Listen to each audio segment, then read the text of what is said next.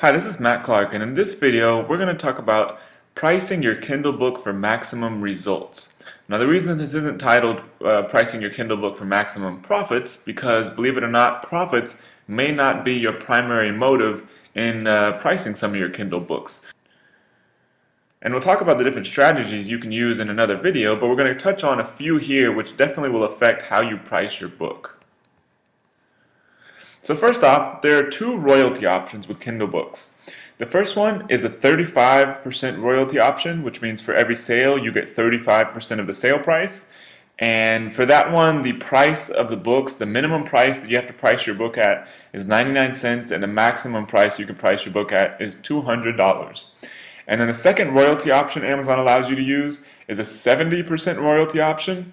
And for this, you have to have your book priced at $2.99 up to $9.99. And so that means that for every dollar that your book brings in, you basically keep 70 cents of that, more or less. But there's also different factors as far as the size of your book, because Amazon and what Amazon calls delivery costs, which we're not going to go too much into here. You don't really need to know that to be able to pick a good price for your book. Just know that if you want to price your book higher, you're pretty much going to go with the 70% option. And if you're going to price your book, between 99 cents and $2.98, basically, you're going to use the 35% option. So for the most part, you're going to jump from 99 cents to $2.99 and up. And so 35% option is going to be your 99 cents. So pricing your book. Here are basically the four things it's going to depend on. First off, the quality and amount of content in your Kindle book. Second off, your competition that you're facing in whatever keywords or categories you're targeting for that Kindle book, and the size of the audience for your book, and the marketing strategy you're using this book for. So we're going to go into each one of these in a little bit more detail. First off is your content. This is when I talked about the quality and quantity or amount of the content in your Kindle book that you've just uploaded for selling. First thing you need to think about is how will people feel if they pay whatever price you're pricing it at for your book. If you've just thrown basically a 10-page or 20-page ebook together that's not really that well edited, that's okay content, might provide some good value, but it's not very substantial, and you price that thing at $9.99, even though that's not all that much money depending on who you are, people might feel a little sort of cheated if you deliver them a 20-page book and they just paid $10 for it, unless it's just extremely amazing content, which in some instances that doesn't even matter, because people still might feel a little cheated just because there's people out there who tend to like to write bad reviews no matter what. On the other hand, if you price your book at 99 cents and the content's okay, it's a 20-page ebook or whatever, but provides some decent information, 99 cents most people aren't going to think twice about. But your quality the quality of your content still matters very much, because you'll still get people that'll write bad reviews if you price your book at if they only paid 99 cents for it. But on the other hand, if you basically price your book at 99 cents and deliver incredible value, people are going to be very happy about that. And so that's something you need to think about, that if your book is well written, well researched, edited properly, you put a lot into it, it's if it's a longer book, 100+ pages, that kind of thing, feel free to price your book higher, because your book is actually in some respects worth more. On the other hand, if you're basically running some different marketing strategies or targeting very specific markets with short books, then pricing it at 99 cents might be your best option, or even $2.99. It sort of depends how good the quality and quantity of content of your book is. That might be a better option, just because it's more of an impulse purchase and people are expecting something a little less substantial. And the next thing is, are people buying your book because they know you are a good author, or because they're just finding you on Amazon? If you're doing some of the different promotional strategies we have outlined in this training course, you'll be able to get your book ranked for just about whatever category or keyword you want, up to a certain extent. Past that, it's going to be the quality of content and how well people know you that's going to drive you up into those very, very high positions where you're getting thousands and thousands of downloads a day. But aside from that, you can still get ranking very high, where there's still a ton of people downloading your book. Now, with that being the case, if your content's not all that good, people are going to feel a little cheated and that sort of thing. But on the other hand, if people are buying your book because you're a well-known author and that kind of thing, you can charge a higher price because you're already going to have a built-in audience. On the other hand, like I just said, if people are just finding you because you're doing good promotion, then they may be a little more reluctant and hesitant to pay a higher price for somebody they've never heard of before. So that's just something to take into consideration.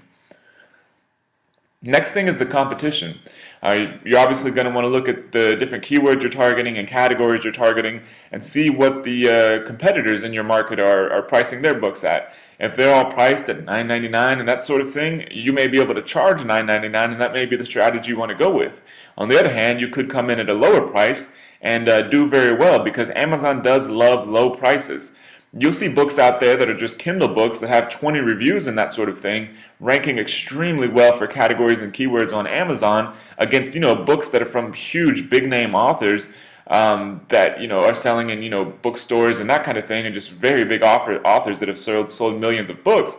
And your book will rank much higher than theirs just because Amazon loves low prices, and they love new content too. Those books may have taken those people a year to write, when yours may take a few days or a few weeks to write and put together, and so you're able to pump out those things a few a week, whereas that person's book may have sold a million copies, but it's been on Amazon for a year or two. It's still doing very well, but Amazon loves new content and they love low prices. So taking into account your competition and how you want to sort of position yourself against them, and also in the fact that Amazon just loves low prices, so it's always going to be a strong tendency towards selling your books at a lower price. Next thing is the size of audience. If you're targeting something extremely specific, and you might want to price your book a little bit higher, because there's not going to be as many people purchasing it, especially if you're using your Kindle book to actually make money on Kindle and not just using it to promote your brand or your other products and services outside of Amazon or even on Amazon. But if you're just targeting it towards a very specific audience, and that audience is very targeted and somewhat small, then you might want to price your book a little bit higher, because that's the only way you're going to really make money. Because just by the nature of numbers, if you don't have that many people buying it, then you're going to need a higher number of purchases to actually drive any significant amount of profits. So that's one thing to take into consideration. And here are a few different numbers. Now this takes into account basically it being a 1 megabyte book. So you need to sell 6 times as many books at 99 cents to make the same amount of profit as $2.99. That's because you're using, but in all these examples, well, in the first 2 examples, you're using 2 different royalty options. 99 cents is 35% and $2.99 is 70%. So you need basically a 6 times more purchases at 99 cents. Same thing goes with the next example here. 20 times as many purchases if you're selling it at 99 cents versus $9.99. So I mean, if you think you can get more than 20 times as many purchases by pricing it at 99 cents versus $9.99, then obviously to maximize your profit, you might want to go with the 99 cents. On the other side of that, basically, if you don't think you can get as many purchases, then $9.99 might be a better option. Lastly, pricing it at $9.99 versus $2.99. At $2.99, you'd need about 3.3 times as many purchases. So that's just something to take into consideration. You don't by any means have to memorize these numbers or anything like that. It's just something you need to note and be thinking about with regards to pricing your book. So the last thing you need to think about with regards to pricing your book is your marketing strategy. So first off, a 99-cent book, even maybe a $2.99 book, is basically just an impulse buy. Somebody has their Kindle open and they're just clicking buy because it's 99 cents. It's not really too worried about losing money on the deal and that sort of thing. So it's just basically an impulse buy. So you'll get a ton of purchases at 99 cents that you may not get at $9.99, because $9.99 is more of a substantial purchase. So that's one thing to think about with your marketing strategy. You can use 99 cents books to basically promote higher priced books.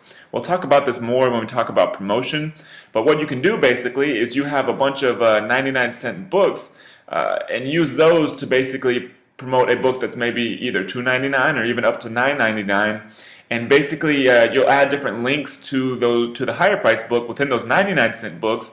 So then when you get a ton of people buying those 99-cent books, people will click over and find your higher price book and buy that after you've already sort of established your credibility with the 99-cent books. So that's another thing to think about with your marketing strategy. Some books you may want to price at 99 cents because they're just sort of targeted to a very specific audience. They're less substantial in quality and quantity of content.